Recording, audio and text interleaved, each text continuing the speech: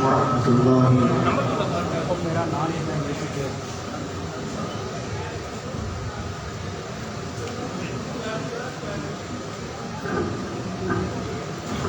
خون دل دے کے نکھاریں گے رخ برگ گلاب، ہم نے گلشن کے تحفظ کی قسم کھائی ہے۔ حضرت علامہ احسان الہی ظہیر شہید رحمت اللہ علیہ، جن کو صدیاں یاد کریں گی کہ اس عظیم انسان نے کتاب و سنت کی وہ شمع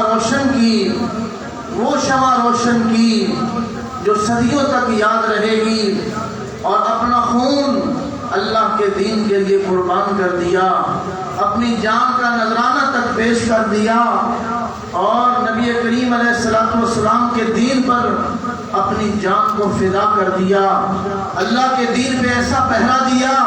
حضرت علامہ احسان الہی ظہیر رحمت اللہ علیہ نے ان کو بڑے بڑے لالچ دیے گئے۔ وہ فرمایا کرتے تھے 80,000 ہو، 80 کروڑ ہو، 80 ارب ہو، احسان الہی ظہیر اپنے جوتے کی نوک پہ رکھتا ہے، دنیا کی نہیں، اللہ کے دین کے لیے محمد کریم علیہ السلام کے لائے ہوئے سچے دین پہ پہرا دیا، اپنی جان تک کا نذرانہ پیش کر دیا۔ اللہ عز و جل ان کی لہت پہ کروڑوں رحمتیں نازل فرمائے۔ آج بھی اصحاب رسول علیہ السلام کے پہلو میں حضرت عثمان غنی رضی اللہ تعالیٰ کی قبر کے پاس علامہ شہید کی قبر موجود ہے۔ اللہ کی رحمتیں ہوں۔ میں ان کے دیرینہ ساتھی عظیم سکالر قاضی عبدالقدیر خاموش حافظہ اللہ سے گزارش کرتا ہوں، وہ ہمیں نصیحت فرماتے ہیں۔ قاضی عبدالقدیر خاموش حافظہ اللہ تعالی۔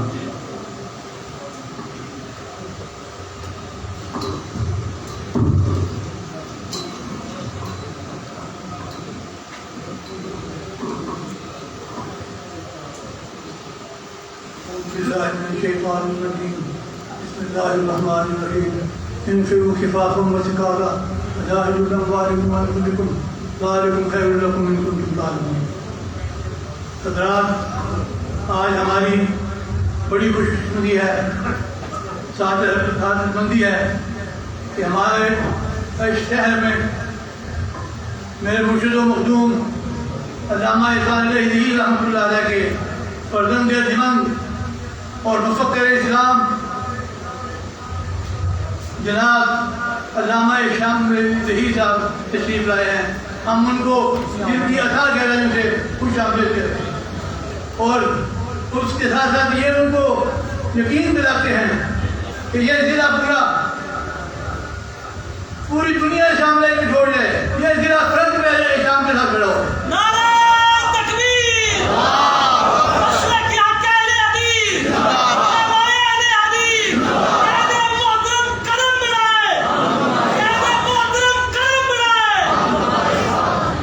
اور جو راستہ آپ نے چنا ہے یہ آسان نہیں ہے، اس میں بڑے سخت مقام آتے ہیں، اور مرشد و مخدوم بابا شہید کہا کرتے تھے جس نے اپنے پاؤں میں مہندی لگائی ہوئی ہے وہ رک جائے، ہمارا شریک سفر وہ بنے جو اپنی جان کو محمد رسول اللہ کے نیچے پہ قربان کرتے ہیں۔ کیسے کہ کچھ شد از کبیل مانی، آج جب ان کے مشن پہ، جب ان کی فکر پہ، جب ان کے تصورات پہ، جب ان کے دینی خیالات کے ڈاکہ مارا گیا، ان کی قائد، ان کی بنائی ہوئی جمعیت کو ایک ایسی تنظیم میں مدغم کر دیا گیا کہ جس کی 40 سالہ تاریخ اتنی بھیانک ہے، اتنی شرمناک ہے کہ کبھی ایسی منظم نہیں ہوتے۔ آپ کہنے میں ہیں جماعت کو، جماعت کے کارکنوں کو اپنی تاریخ کا علم ہونا چاہیے۔ 1948 میں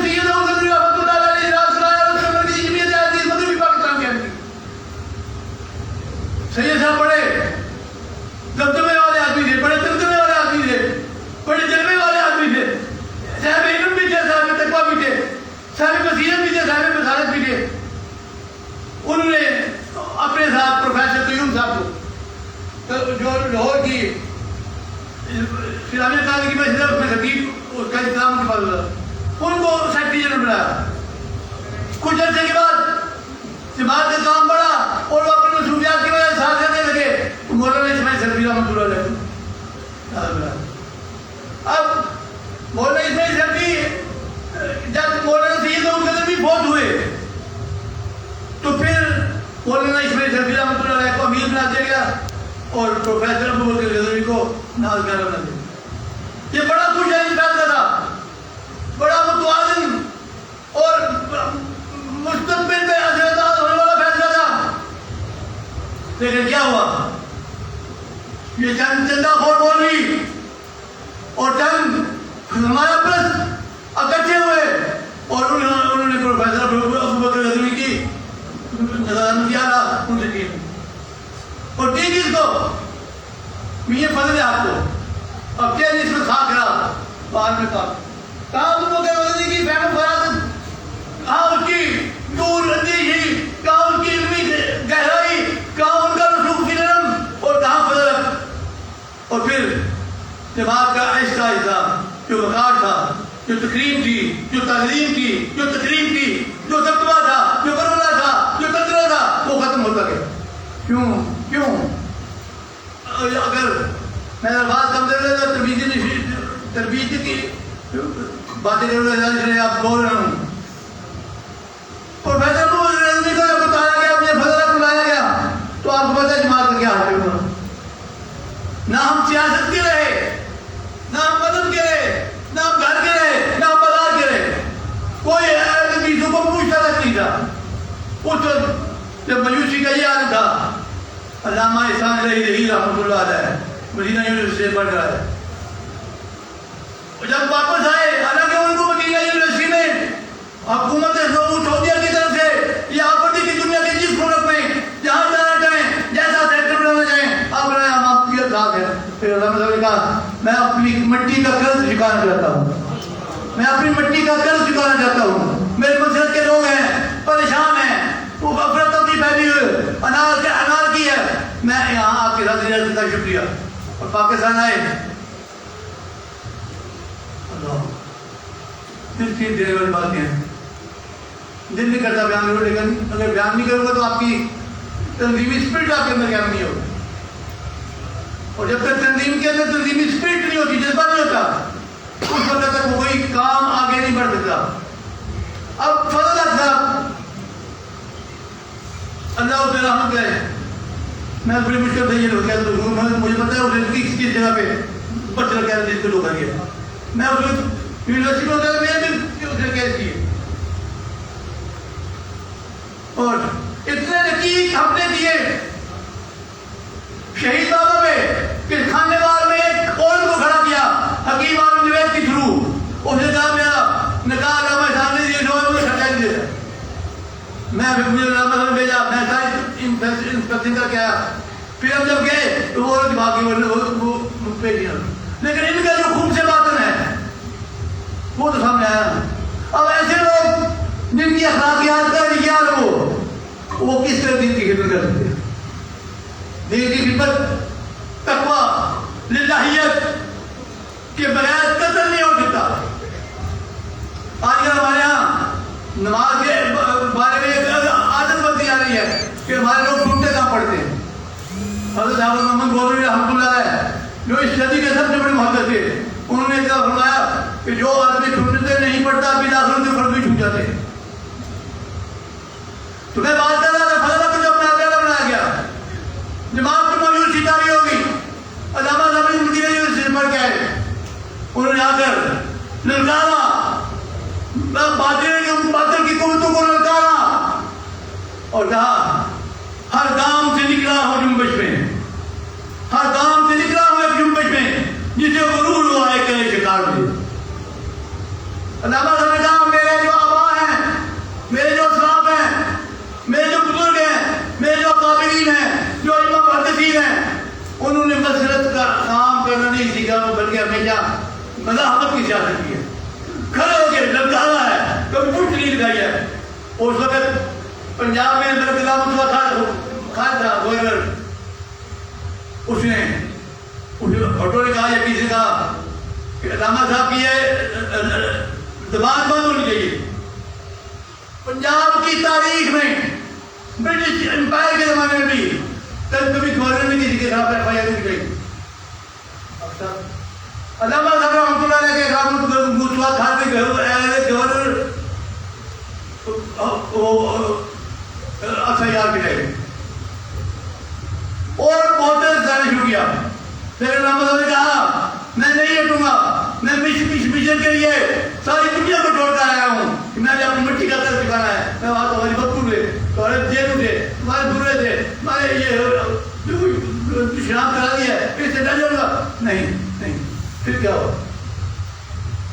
میاں فضل اور اس وقت کی کیبنٹ نے فیصلہ کیا کہ جسے ہم نے پہلے سید الغزنوی کو جماعت سے نکالا ہے، ہم علامہ احسان دہلوی کو بھی جماعت سے نکالا۔ میں ایک دفعہ پھر کہہ رہا ہوں، مجھے کچھ چہرے مایوس نظر آ رہے ہیں، ان کی شکلیں پڑ رہی ہیں پیشانی پہ، لیکن ہم نے اب جو یہ قافلہ چلا ہے علامہ حافظ طاہر محمود ثانی کی قیادت میں، علامہ احسان دہلوی صاحب کی قیادت میں، ہم نے اپنے اکابر والا رویہ اختیار کرنا ہے۔ نعرہ تکبیر، علامہ شہید کا قافلہ، علامہ شہید کا قافلہ، یزدانی شہید کا قافلہ، محمد خان عجیب کا قافلہ، عبد الخالق قنوطی کا قافلہ، قاضی عبد القدیر خواص صاحب کا قافلہ، علامہ احسان صاحب قدم بڑھائے، علامہ طاہر محمود ثانی قدم بڑھائے،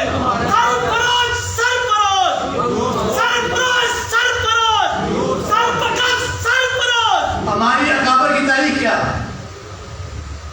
علامہ صاحب رحمۃ اللہ علیہ سے ایک واقعہ سنایا کرتے تھے علماء صادق پور کو۔ جب علماء صادق پور کو پوری بستی کو بلڈوز کر دیا گیا، اکثر نوجوانوں کو گرفتار کر دیا، توجہ کریں میرے بھائیوں، اس وقت پھر بھی ان کی تسلی نہیں ہوئی، وہاں مہینے کے بعد ایک انسپیکٹر بھیجتے تھے جو اس علاقے کا دورہ کر کے آتا ہے کہ ہم پھر کچھ بغاوت کے لیے حرکت نہیں کر رہے۔ ایک انسپیکٹر آیا، وہاں ایک بچہ، جو غریب لوگ ہیں وہ تو اپنے بچوں کو کھلونے لے کے دے سکتے ہیں، غریب لوگوں کے کھلونے آتی ہوتے ہیں، اس کو ایک چھٹی ایک چھوٹی کو کڑی کو گھوڑا بنا کھیلا، انہوں نے دیکھا یہ انگریز آیا، وہی جس لاٹھی کو وہ گھوڑا بنا کے کھیل رہا تھا وہ اسے اس انگریز کی طرف آ گئے بندوق بنا کے۔ تو اس نے اسے کہا تھا کہ واپس کر کر جو بھی بچہ پیدا ہوگا وہ باغی ہی پیدا ہوگا۔ ہم بھی باغی ہیں، ہم باغی ہیں یعنی تقوی کے، ہم باغی ہیں اس مسئلہ پر پالیسی کے۔ انشاءاللہ اب یہ حافظ صاحب دو حافظ بیٹھے ہوئے ہیں، دونوں اللہ کے دین کے مجاہد ہیں، ہمیں ان دونوں پہ امید ہے کہ یہ ایسی فضا بنائیں گے کہ کفر اور شرک اور کچھ کہیں جگہ نظر نہیں آئے گی۔ آخر میں ایک بات عرض کرتا ہوں، بنی اسرائیل کا سنا ہے آپ نے، وہ عبداللہ کے اتنے محبوب تھے کہ وَذَلَّلْنَا عَلَيْهِمُ الْغَمَامَ وَأَنزَلْنَا عَلَيْكُمُ الْمَنَّ وَالسَّلْوَىٰ، چلتے تھے وہ بوٹی نہیں تھی، آج بعد بھارت آئے گا وہ بوٹی تھی، بھارت آئے گا بھوک لگتی تھی کیا کرا وَأَنزَلْنَا عَلَيْكُمُ الْمَنَّ وَالسَّلْوَىٰ، لیکن یہ قوم تم کو برباد ہوئی اور بتا رہی ہے مجلت اور مسئلہ۔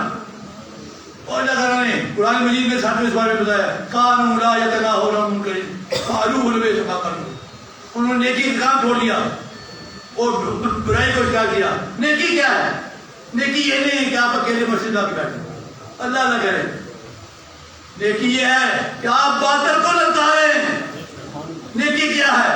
باطل کو للکاریں، اور اب یہ للکار ہمیں یہ حساب دے رہا ہے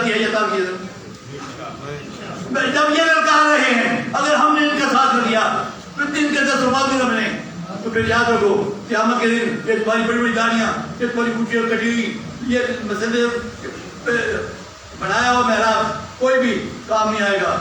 میری اللہ تعالیٰ سے دعا ہے کہ اللہ مولا کریم ہمیں اپنی رضا کے لیے، اپنی خوشنودی کے لیے، آپ کی نیت اللہ کی رضا ہونی چاہیے، باقی چیز آ جاتی ہے۔ وہ ایک صحابی نے گھر بنایا تو ایک روشن دان رکھا، اللہ کے رسول نے کہا کس لیے رکھا ہے؟ کہنے لگا یا رسول اللہ وہاں آئے گی۔ اللہ کے رسول نے کہا بھائی آواز تو آنی تھی، اگر تم نیت رکھتا کہ اذان کی آواز آئے گی تو آپ اپنی نیت نہیں رکھیں۔ ہماری کوشش کیا ہے؟ اعلاء کلمۃ الحق، ہماری منزل کیا ہے؟ محمدی نظام کا نفاذ۔ ہماری طرز عمل کیا ہے؟ فَإِنْ آمَنُوا بِمِثْلِ مَا آمَنْتُم بِهِ فَقَدِ طرز صحابہ۔ انشاءاللہ جب اپنی چیزوں کو اپنا رہے ہیں اور ہمیں اپنے دونوں قائدین کی جو زندگی ہے، جو سیرت ہے، اس سے یہ ریفریش نظر آتی ہے، انشاءاللہ ہمیں یہ بھی مایوس نہیں کریں گے قوم ان کو مایوس نہیں کرے گی. جب قوم اور لیڈر ایک ہو جائیں اور بہادری سے جرأت سے حوصلے سے ایک پالیسی بنائیں تو پھر اللہ تعالیٰ کہتا ہے ان تنصروا اللہ ینصرکم. جب تم اللہ کی مدد کرو گے اللہ تمہاری مدد کرے گا. کوئی رکاوٹ نہیں بن سکتی. اور یہ جو چھوڑتے ہیں وہ بدزبانیاں کرتے ہیں, ان کو میں بتا دینا چاہتا ہوں وہ فی الشر نجات حین لا ینجیک احسان. ایک عرب شاعر نے کہا کہ جب سنا محبت پیار اس کو چیزیں نہ کرے تو پھر وہ فی الشر نجات ہمیں کچھ کرنا پڑتا ہے اور اس کو کرنا پڑتا ہے. بعض جو لوگ یہ سخت ہے. اللہ نے کہا ان لا یحب الجهر بالسوء من القول الا من ظلم. یہ سخت بات کوئی استعمال نہیں کر سکتا مگر جس پہ ظلم ہوا ہو. روم یہ سخت بات استعمال کر سکتا ہے. آج اگر کسی کو کہے کہ سخت بات کرے تو اس میں تعلق تشریح نہ کرے بلکہ اس کی غیرت ایمانی کو داد ہے. آخر اللہ ماشاءاللہ. ہم نے ہر دور میں تقدیس رسالت کی ہے, ہم نے ہر دور میں تقدیس رسالت کی ہے. وقت کی تیز ہواؤں سے بغاوت کی ہے, چھوڑ کے سلسلہ رسم سیاست کا فقط نام محمد سے محبت کی ہے صلی اللہ علیہ وسلم. قائد محترم چیئرمین جمعیت اہل حدیث حضرت علامہ طارق محمود یزدانی صاحب ہم کلام.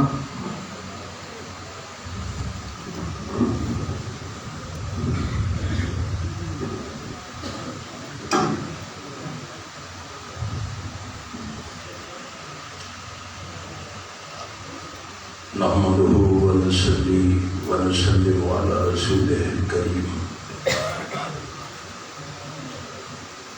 أما بعد فأعوذ بالله السميع العليم من الشيطان الرجيم.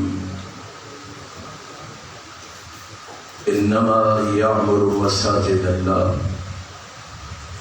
من آمن بالله واليوم الآخر.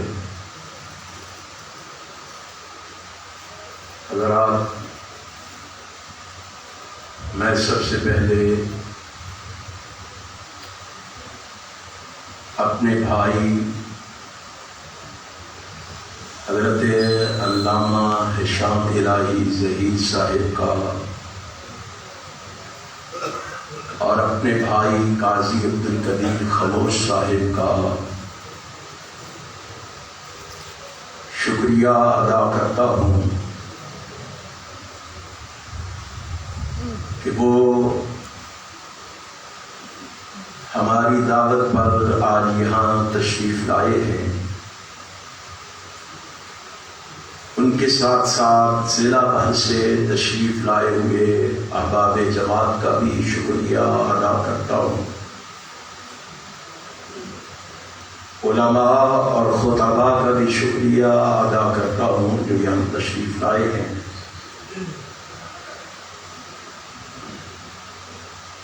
اور اپنے بھائی ندیم صاحب کا بھی شکریہ ادا کرتا ہوں جنہوں نے ہم سب کی میزبانی کا شرف حاصل کیا ہے. ہم سب انشاءاللہ دعا گو ہیں اپنے بھائی ندیم کے لیے.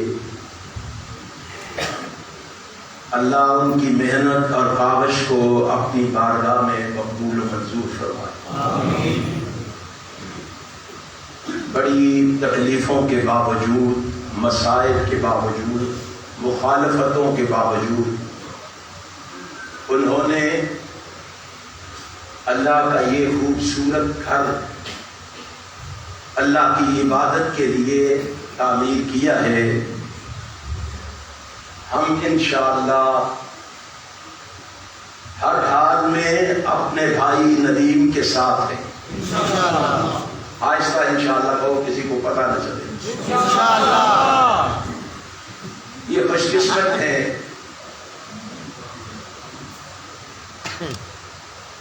کہ انہوں نے اللہ کے گھر کو خود جگہ خرید کے خود اتنا تعمیر کیا.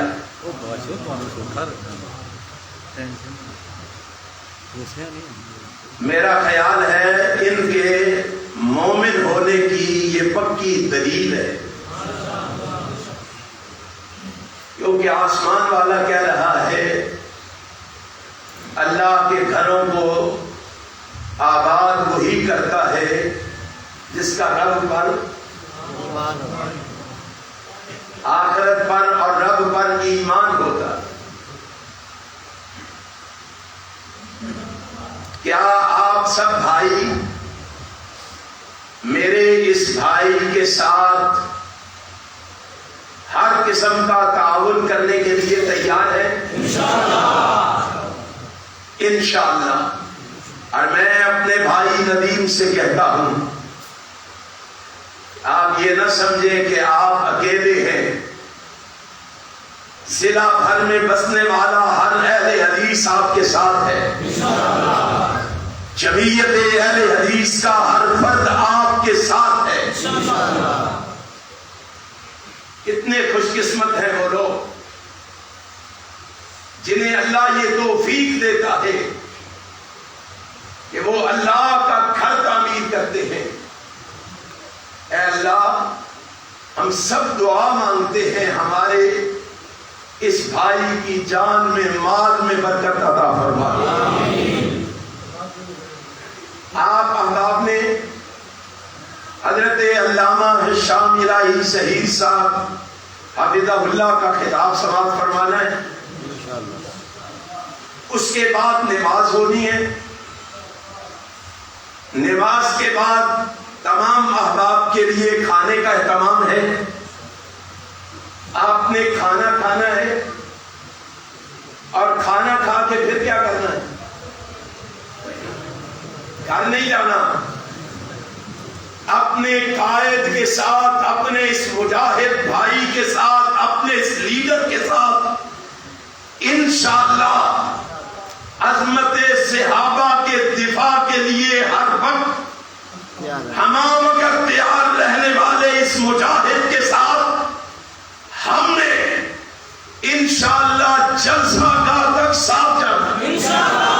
سارے ہاتھ بلند کر کے مجھے بتاؤ ساتھ جانے۔ آپ کو پتا ہے جامعہ فاروقیہ کے اندر آج عظمت صحابہ کانفرنس ہو رہی ہے، ہمارے دیوبندی بھائیوں نے کانفرنس کا اہتمام کیا ہے۔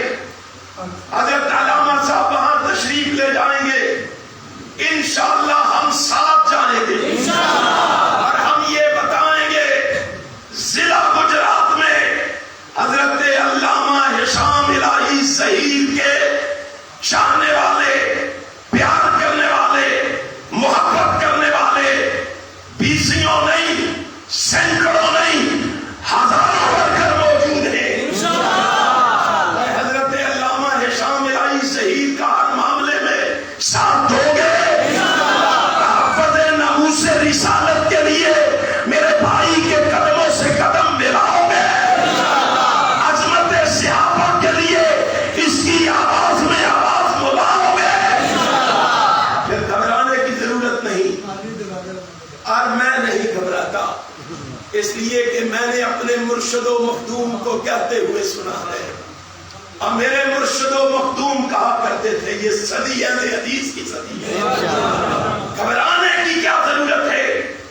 پریشان ہونے کی کیا ضرورت ہے؟ اور ہمارا مسلک یہ ہے کہ تب تک قیامت نہیں آئے گی جب تک پوری دنیا پہ اللہ کی وحدانیت کا غلبہ مچ نہیں جاتا، توحید کے پرچم لہرا نہیں جاتے، ختم نبوت کے جھنڈے گاڑ نہیں دیے جاتے۔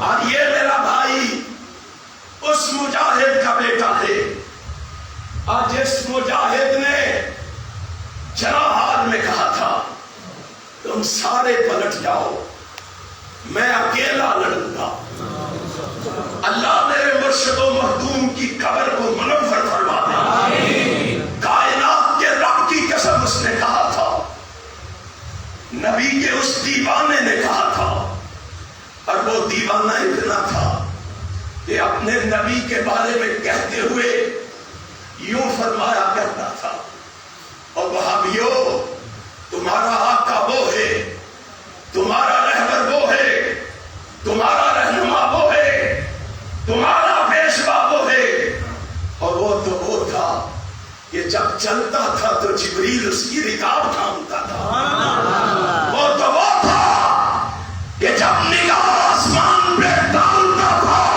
تو قبلہ تبدیل ہو جاتا تھا، اور آنکھیں بھیگی ہوئی ہوتی تھی، آنکھوں سے آنسو بہ رہے ہوتے تھے، اور فرما رہے ہوتے تھے کہ وہ تو وہ تھا اور جس کی حرکتوں کو بھی رب نے قرآن کے حروف بنا دیا تھا، اور وہ تو وہ تھا کہ جس مسجد میں اس نے نماز پڑھی تھی اللہ نے اس مسجد کی ایک نماز کو 1,00,000 نماز بنا دیا تھا، وہ تو وہ تھا کہ جس قبرستان میں کھڑے ہو کر اس نے دعا مانگی تھی اللہ نے اس کو جنت قرار دے دیا تھا، وہ تو وہ تھا کہ جس جگہ پہ خود لیٹا تھا وہ روضۃ من ریاض الجنہ بن گیا تھا، ارے وہ تو وہ تھا، اور وہ تو وہ تھا کہ نگاہ اٹھاتا جبریل بھاگا چلا آتا، نگاہ بدلتا تو میکائیل آ جاتا، پیشانی پہ بل پڑتے تو فاروق تلوار بدست ہو جاتا، اور وہ تو وہ تھا، وہ تو وہ تھا کہ صحابہ وضو کے پانی کے قطروں کو جسموں پہ مل لیا کرتے تھے، نعرہ تکبیر، نعرہ مصطفیٰ، وہ تو وہ تھا، وہ تو وہ تھا کہ جب دھوپتا تھا تو صحابہ دھوپ کی ایک چھینٹ بھی زمین پر پڑنے نہیں دیتے تھے، اور وہ تو وہ تھا کہ جو ایک دفعہ ایمان کی حالت میں اسے دیکھ لیتا تھا اور اس پر ہمیشہ کے لیے جہنم کی آگ کو حرام قرار دے دیا جاتا، اور وہ تو وہ تھا، میں کیا کہوں اپنے مرشد و مخدوم کی بات، میں کیا بات کروں عظمت صحابہ کے بارے میں، اپنے بلبلوں کا اظہار کرتے ہوئے بیگم کوٹ چوک میں فرمایا کرتے تھے، اور لوگوں جب لوگ صدیق و فاروق کو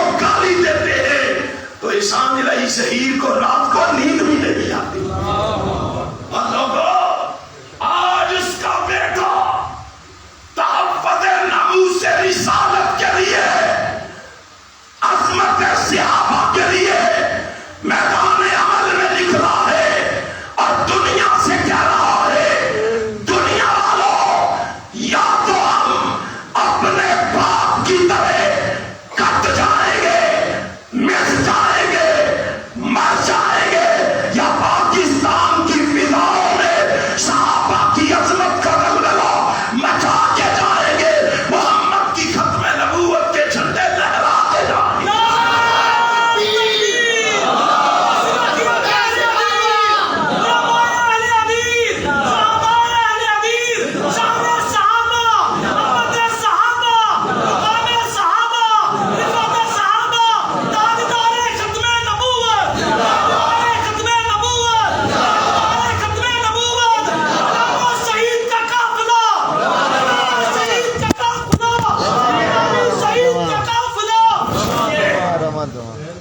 آپ کے پڑوس میں ایک بیٹھا ہوا ہر روز صحابہ کی عظمت کا تذکرہ کرتا ہے، جانتے ہو اس کو، اور تعارف ہے اس کا، کون ہے؟ جیلوی، بولو کون ہے؟ جیلوی، نام لیتے ہوئے بھی ڈرتے ہو، کون ہے؟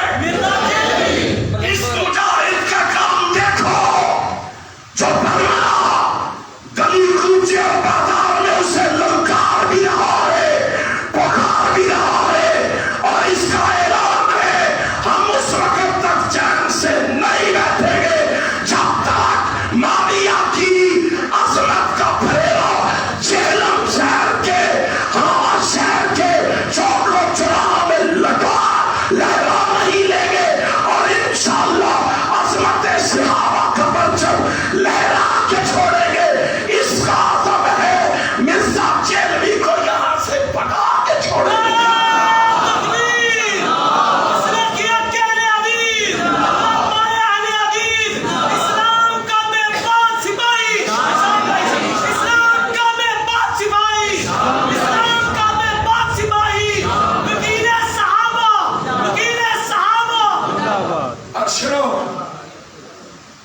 آج کل ملک میں ایک وبا پھیلی ہوئی ہے، اور وہ وبا کیا ہے؟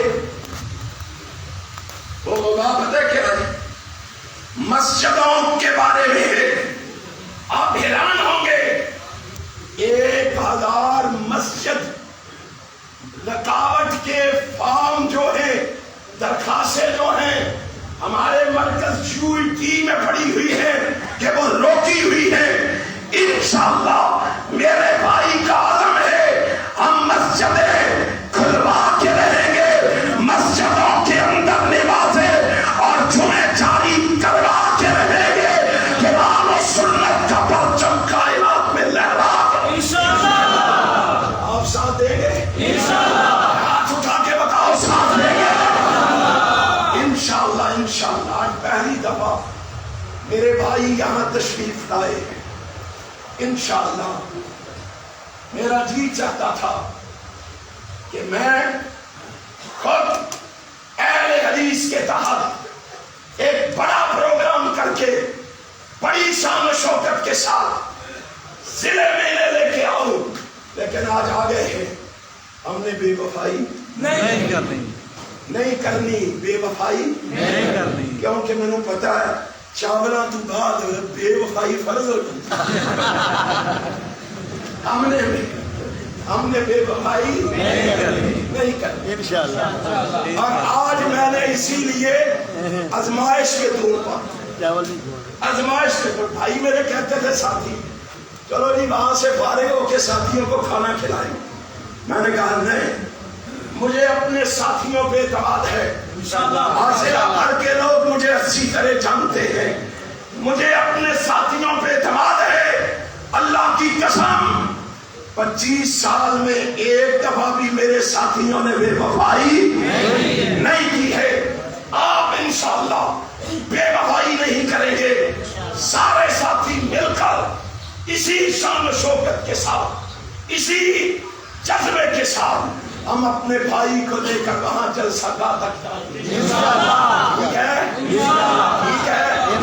وعدہ کرتے ہو؟ وعدہ کرتے ہو؟ پھر انشاءاللہ ہم آپ کے سامنے کتاب کے لیے تشریف لاتے ہیں، بڑی توجہ کے ساتھ، بڑی دل جمی کے ساتھ، بڑے ذوق اور شوق کے ساتھ آپ ان کی تقاریر سنیں، کتاب سنیں۔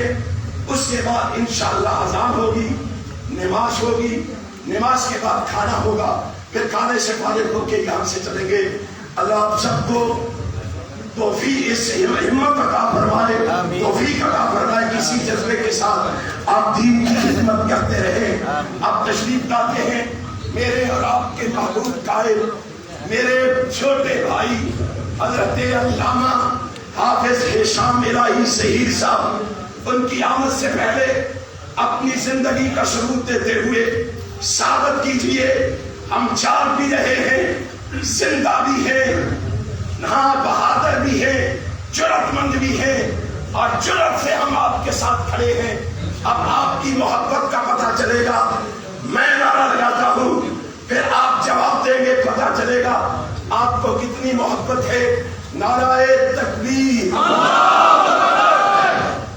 یہ لوگ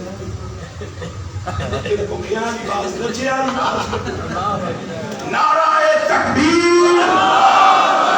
نسل کے حق اہل حدیث، علماء اہل حدیث، شہداء اہل حدیث، کتاب و سنت، کتاب و سنت، کتاب و سنت، شہداء اہل حدیث، حضرت علامہ ہشام الہی ظہیر، حضرت علامہ ہشام الہی ظہیر، حضرت علامہ ہشام الہی ظہیر، آپ سے ہم کلام ہوتے ہیں۔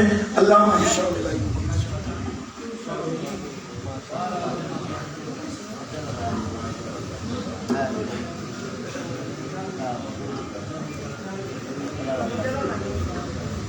نحمده ونصلي على رسوله الكريم، أما بعد، أعوذ بالله من الشيطان الرجيم، لقد كان لكم في رسول الله أسوة۔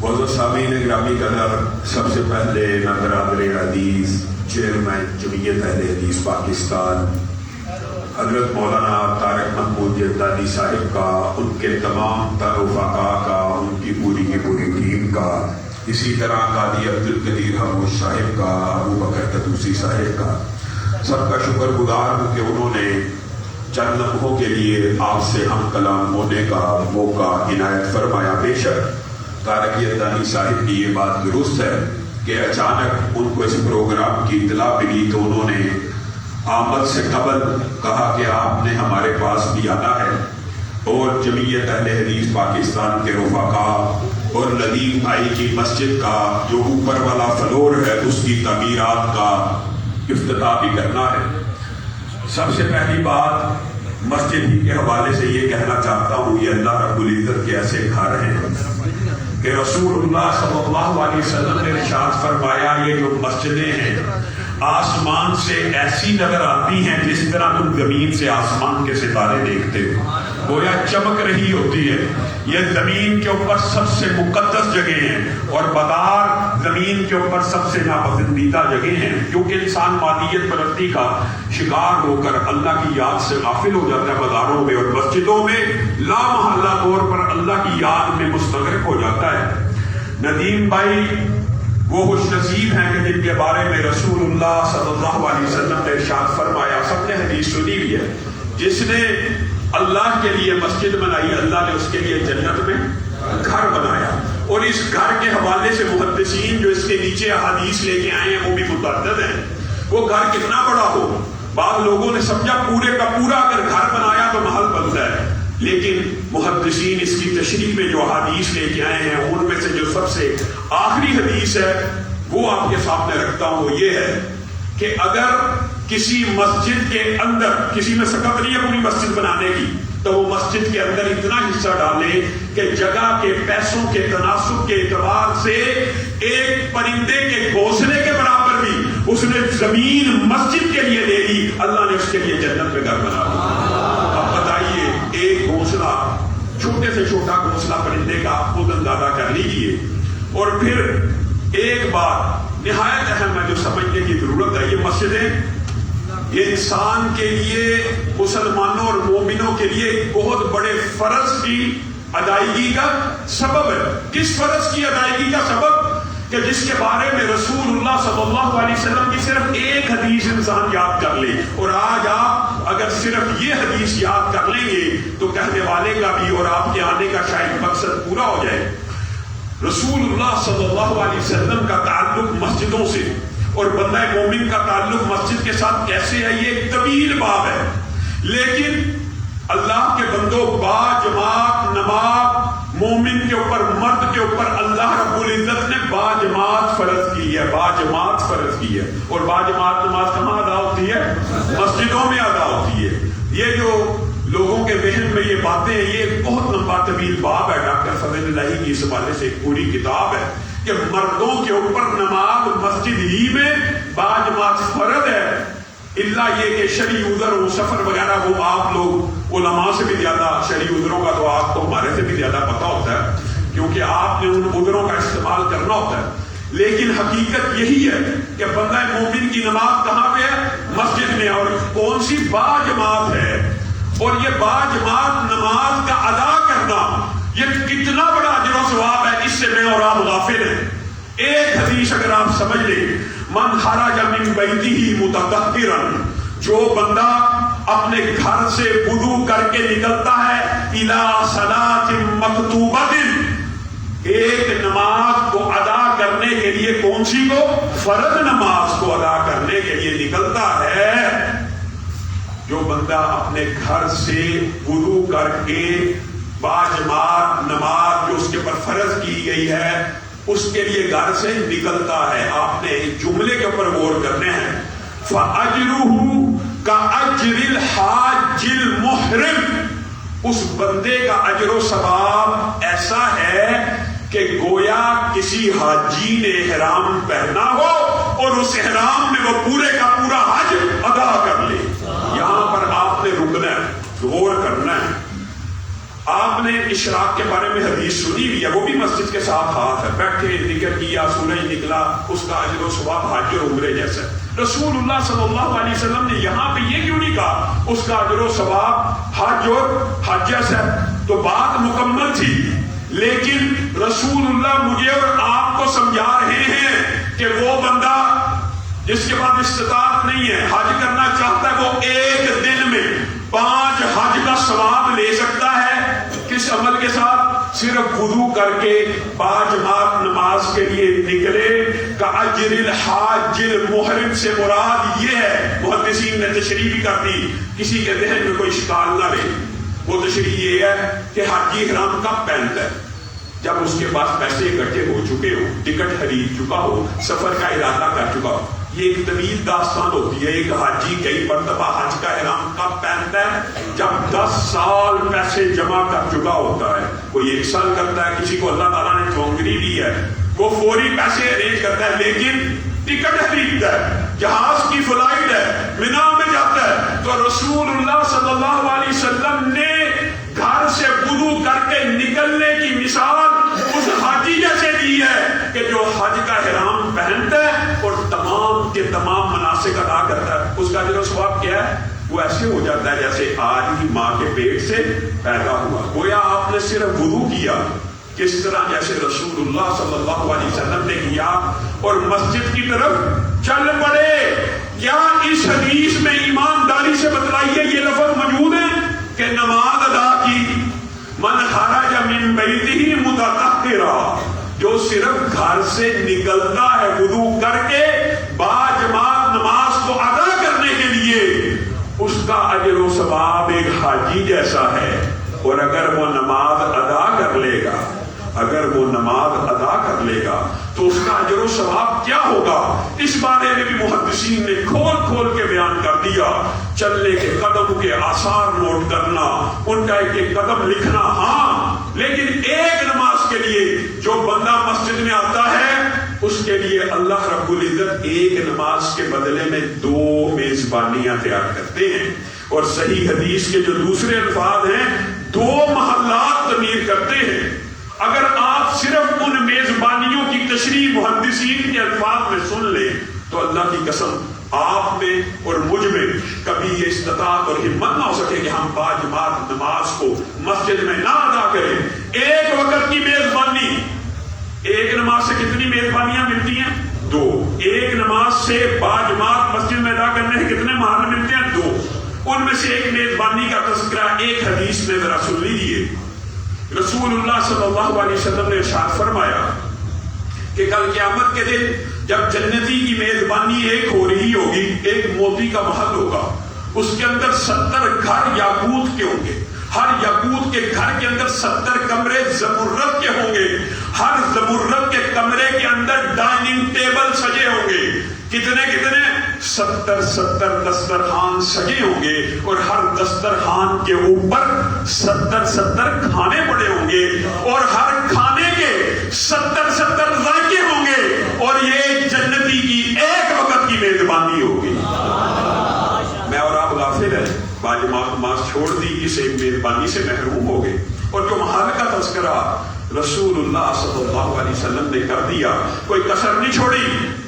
اگرچہ یہ بات بھی درست ہے کہ جنت کی جو نعمتیں ہیں، ما لا عین رأت، کسی آنکھ نے دیکھی نہیں ہوگی، ولا اذن سمعت، کسی کان نے سنی نہیں ہوگی، ولا خطر علی قلب بشر، کسی کے دل میں گمان نہ ہوا ہوگا۔ یہاں پہ رکیے، ما لا عین رأت، حقیقت میں فرشتوں نے بھی جنت دیکھی ہے، رسول اللہ بھی گئے ہیں معراج کی رات میں، اور بہت سے لوگوں نے مخلوقات میں دیکھی ہے، حضرت آدم بھی آئے ہیں، لیکن حقیقی جو نعمتیں بھی بنہا اور پوشیدہ ہیں، ما لا عین رأت، دنیا کی کسی آنکھ نے دیکھی نہیں، ولا اذن سمعت، اس کی محدثین نے جو ٹرانسلیشن کی ہے وہ عجیب ہے۔ عالم کاری رسول اللہ صلی اللہ علیہ وسلم نے بھی آپ کو جنت کی نعمتیں بیان کی ہیں نا، عالم بھی بیان کرتے ہیں، محدث بھی بیان کرتے ہیں، آپ نے سن لی ہے، لیکن جو اصل نعمتیں ہیں وَلَا أُذُنٌ سَمِعَتْ، وہ کسی کان نے سنی تک نہیں ہے۔ اور یہاں اگر بات ہوتی تو جنت کی وہ نعمتیں انسان کے سامنے آ جاتی، لیکن حدیث کمال ہے، ولا خطر علی قلب بشر، کہ انسان کے وہم و گمان میں بھی نہیں. مثلا آپ کو بھی میں جنت کے تذکرے بیان کروں، نہریں بیان کروں، پہاڑ بیان کروں، آپ کے ذہن میں پہاڑ کا حقہ، سبزے کا حقہ، نہر کا حقہ، چشموں کا حقہ آ جاتا ہے نا، سوچتا ہے بندہ. ولا خطر علی قلب بشر، انسان تخیلات کو جتنا مرضی دوڑا لے، جنت کی جو حقیقی نعمتیں ہیں وہ کوئی کسی کے گمان میں بھی نہیں آ سکتی، کسی کے وہم و گمان میں بھی نہیں آ سکتی. اور رسول اللہ صلی اللہ علیہ وسلم نے صرف ایک تمثیل کے طور پہ سمجھایا ہے وہ محل جو ایک نماز کے بدلے میں دو ملے ہیں. کس کے ساتھ تعلق ہے؟ باجماعت نماز کے ساتھ تعلق ہے، سنتوں کا تعلق بھی ہے، نماز کے ساتھ اور بھی معاملات ہیں. لبینۃ من ذہب و لبینۃ من فضہ، ایک اینٹ سونے کی ہے، ایک اینٹ چاندی کی ہے. وملاۃھا مسک الاسفر، اور جو درمیان میں سیمنٹ لگتا ہے وہ مسک کا ہے. اللہ رب العزت مجھے اور آپ کو جنت کے وہ محلات اور میزبانیاں عطا کرے. بھائی ندیم کے لیے جو خوشخبری ہیں، یہ بشارتیں ہیں. ایک بندہ خود نماز پڑھتا ہے، ایک بندہ 20 بندوں کی نمازوں کا انتظام کرتا ہے. بتائیے اس کا اجر و ثواب کیا ہوگا، اس کا مقام و مرتبہ کیا ہوگا. اور ایک بار جمعیت اہل حدیث پاکستان کے حوالے سے جیسے چیئرمین صاحب نے آپ کے سامنے جمعیت کے مقاصد اور منشور کو واضح طور کے اوپر رکھ دیا، ایک بات ضرور کہنا چاہتا ہوں. اس علاقے کی انتظامیہ سے، اس سوسائٹی کی انتظامیہ سے اور پاکستان بھر کی انتظامیہ سے، جیسے یادانی صاحب نے آپ کو بتایا 1000 سے زائد مساجد ایسی ہیں جن کے کیسز ہمارے پاس پینڈنگ پڑے ہیں. کہیں پہ جماعت نہیں ہو رہی، کہیں پہ جمعہ نہیں ہو رہا، کہیں پہ نمازیں نہیں ہو رہی. یہ کس نے کروانی ہے؟ آج اس مسجد کے اندر بھی مجھے پتا چلا، علامہ صاحب نے بتایا کہ دوسری منزل کا آپ افتتاح تو کر رہے ہیں لیکن رکاوٹیں ڈال رہے ہیں. یاد رکھیے، انتظامیہ اور ادارے نوٹ کریں کہ پاکستان کے اہل حدیث کو یہ اقلیت نہیں ہے کہ جن کی مسجدوں کو جس کا دل چاہے روک لے. اللہ کے فضل و کرم سے نہ یہ مسجد رکے گی، نہ ان 1000 مسجدوں کو روکا جا سکتا ہے. اس کاز کے لیے، اس مشن کے لیے مجھے آپ لوگوں کے ساتھ کی ضرورت ہے. کس نے کرنا دفاع صحابہ؟ وہ حیدرآباد کا ملعون اٹھا. آپ نے سوشل میڈیا کے اوپر دیکھ لیا، حضرت عمر کے پتلے کو جلایا گیا کہ نہیں. اس شہید باپ کا بیٹا ہوں جس کے قول کو علامہ یزدانی صاحب نے آپ کے سامنے رکھا کہ اس وطن کے اندر اگر ابو بکر و عمر کو گالی دی جائے گی میں کیسے سوؤں گا. آج ان کے بیٹے آپ بھی ان کے روحانی فرزند ہیں. حضرت عمر کے پتلے کو جلا دیا گیا، ان کے اوپر تبرہ کیا گیا. ان کو پکڑا جائے گا، ان کو چھوڑ دیا جائے گا. کون دفاع صحابہ کرے گا؟ وطن عزیز کے اندر دفاع صحابہ کی ایک حتمی اور آخری اننگ اگر کھیلنی ہے تو چلاس اور دیابیر کے شورا کے فیصلے کے اوپر عمل درآمد کرانا پڑے گا. 13 اکتوبر پورے پاکستان کے اندر یوم احتجاج کے طور پہ منایا جائے گا. آپ دفاع صحابہ کے لیے 13 اکتوبر کو اپنی اپنی مساجد کے باہر احتجاج کرنے کے لیے تیار ہیں. وہ شرافت جن کو گرفتار نہیں کیا جا رہا، حکومت چاہتی ہے معافی تلافی ہو جائے، بارگیننگ ہو جائے، ان کو چھوڑ دیا جائے. کیسے چھوڑ دیا جائے؟ اللہ کی قسم، وطن عزیز پاکستان کے اندر ابو بکر کی توہین کرنے والے، عمر کی توہین کرنے والے، اور میں اکثر یہ بات کہتا ہوں، سیدنا امیر معاویہ کا، بنو امیہ کا یہ جو جہنمی ہے، کہ آپ کے سامنے قصہ رکھتا ہے کہ مسئلہ بنو امیہ کا ہے، حضرت ابو سفیان کا ہے، حضرت امیر معاویہ کا ہے. اللہ کی قسم، سیدنا امیر معاویہ حضرت ابو بکر جیسے متقی بھی بن جائے تو کیا ابو بکر تبرے سے بچ گئی؟ حضرت عمر تبرے سے بچ گئی؟ یا آپ کو وہم ڈالا گیا ہے، یا آپ کو ڈیسینٹسائز کیا گیا ہے؟ حضرت امیر معاویہ کے بارے میں، حضرت ابو سفیان کے بارے میں نارملائز کیا گیا. توہین کرتے رہو کرتے رہو کرتے رہو، ایک وقت آئے گا اہل سنت اپنے اس مقدسات کو اتنا احترام نہیں دیں گے. آج وقت ہے کہ آپ نے دفاع صحابہ کے لیے کس کا ساتھ دینا ہے؟ گنگوں کا، جنہوں نے کوئی کام نہیں کرنا، جنہوں نے مسلک کا جنازہ ابھی قاضی صاحب نے جو باتیں کی ہیں غور و فکر کرنے کی بات ہے. 40 برس بیت گئے ہیں، 40 برس. مسلک، جماعت، قول، مشن، نظریہ علامہ شہید کا کہاں گیا؟ علامہ شہید جماعت کو جس عروج اور ترقی پہ چھوڑ کے گئے ہیں، آج جماعت پارا پارا منتشر ہے. آپ لوگ الحمدللہ گجرات کے وفادار لوگ ہیں. علامہ طارق محمود یزدانی گجرات وفاداروں کا شہر ہے، طارق یزدانی کا شہر ہے، سلفی صاحب کا شہر ہے. اور قاضی عبد القدیر خاموش کا شہر ہے. آپ نے اپنے ان اسلاف کی روایات کو لٹانا ہے. آپ نے جمعیت اہل حدیث پاکستان کا ساتھ کیوں دینا ہے؟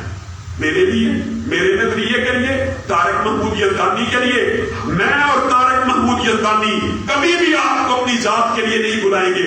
جب بھی بلائیں گے دفاع صحابہ کے لیے بلائیں گے، ختم نبوت کے لیے بلائیں گے، حرمت رسول کے لیے بلائیں گے. آپ آنے کے لیے تیار ہیں؟ جمعیت کے کاندھے کے ساتھ کاندھا ملانے کے لیے تیار ہیں؟ کھانا پچھانا جمعیت کا ساتھ دینے کے لیے تیار ہیں؟ دار و رسم کی گود کے پالے ہوئے ہم، سانچے میں مشکلات کے ڈھالے ہوئے ہیں ہم. وہ دولت جنو کے زمانے سے اٹھ گئی، اس دولت جنو کو سنبھالے ہوئے ہیں ہم. اور وہ دولت جنو مجھے اور آپ کو کون دے کے گیا؟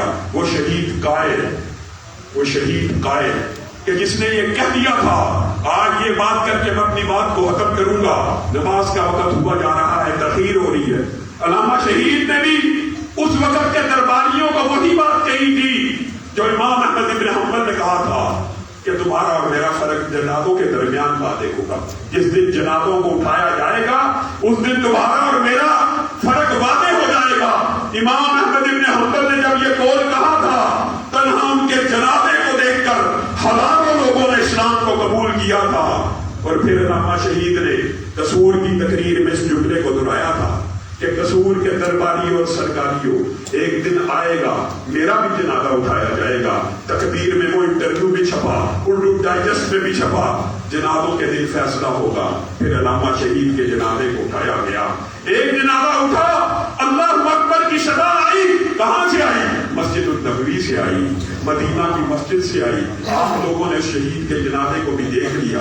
اور اس دور میں ان سرکاریوں اور درباریوں کو، جیسے قاضی صاحب نے کہا وہی ہمارا منہج ہے، وہی ہمارا منشور ہے. میاں فضل اللہ کو آج بھی ہم رحمت اللہ علیہ کہیں گے، رحمہ اللہ. یہ امت گزر چکی، اللہ تعالیٰ ان کے اوپر رحمتوں کا نزول فرمائے. لیکن مرکزی جمعیت کل بھی علامہ شہید کے مخالف نظریے کا نام تھا. مرکزی جمعیت آج بھی علامہ شہید کے مخالفت کے نظریے کا نام ہے. مرکزی جمعیت کو علامہ شہید کے بیٹے سے، طارق یزدانی سے، ذاکر سے، مولانا منظور سے، اللہ کی قسم سوائے اس بات کے کوئی اختلاف نہیں ہے کہ یہ علامہ شہید کے مشن کو اٹھائے پھرتے ہیں. گلی گلی، نگر نگر، اونچا اونچا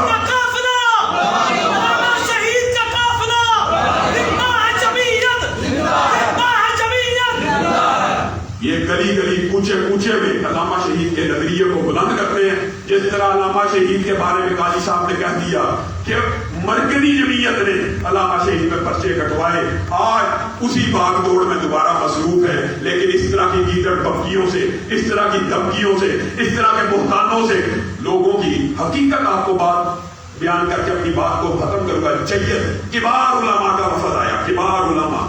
ان کے نام چونکہ انہوں نے کہا نہ بتلائے، ان کے سامنے پوسٹیں رکھی. اللہ کی قسم ان کی آنکھوں میں آنسو آ گئے کہ یہ علامہ شہید کے بارے میں ہردہ سرائی کر رہے ہیں. اور بدھ شکن کس نے لکھا؟ علامہ شہید کے اوپر الزامات کس نے لگائے؟ اس قاضی عبد القدیر خاموش کو علامہ شہید کا قاتل کس نے بتلایا؟ میں تو 8 سال کا بچہ تھا، میں نے نواز شریف کو قاتل کہا، میں نے نہیں کہا. میں تو 8 سال کا بچہ تھا، ہمارے تو خاندان میں کسی کو مدعی نہیں بننے دیا گیا. علامہ شہید کی FIR کا کس نے بننا تھا؟ علامہ شہید کے قاتلوں کو کس نے گرفتار کروانا تھا؟ اور اب بندہ کیا کرے، افسوس بے شمار سہنہائے گفتگی خوف فساد قلب سے نہ گفتہ رہ گئی. یہ وہ بندہ جس نے علامہ شہید کے لیے مارے کھائی، مال روڈ کی اوپر لاٹھیاں کھائی، یہی علامہ شہید کا جناب قاتل ہے. اس کو بچانے کے لیے FIR میں ہیر پھیر کیا گیا. اللہ رب العزت ہم سب کی اصلاح فرمائے اور دین اس مرکز کو قیامت کی دیواروں تک آباد فرمائے. کل سے انشاءاللہ اس کی اوپر والی منزل شروع ہو جائے گی. ہم اپنے بھائی کے ساتھ ہیں، ساتھ دینے کے لیے تیار ہو.